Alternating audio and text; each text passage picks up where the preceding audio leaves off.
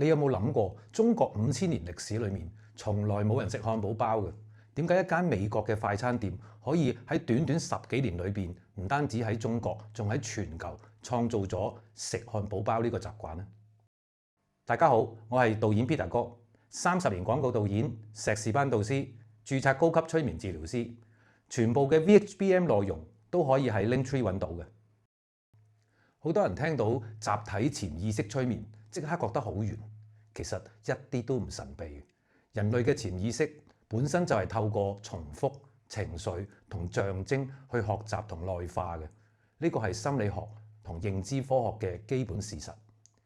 麥當勞唔係做漢堡包，唔係賣漢堡包，而係透過影片統一敘事、長時間重複輸入，慢慢喺全球建立一個集體記憶。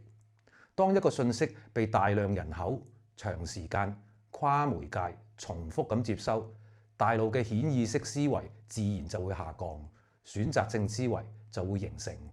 呢個正正就係清醒狀態下嘅潛意識影響機制。所以問題唔係有冇集體潛意識，而係品牌有冇能力、知識、技巧，用影片同策略持續而精準咁影響佢。影片催眠品牌營銷法則100條嘅課程就係教呢樣嘢嘅。記得 comment、like、subscribe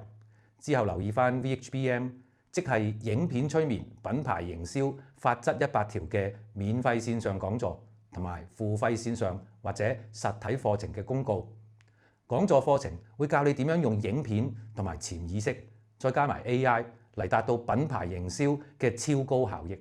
如果有乜嘢影片、品牌、營銷嘅問題，都歡迎留言提問，我會盡量回覆嘅。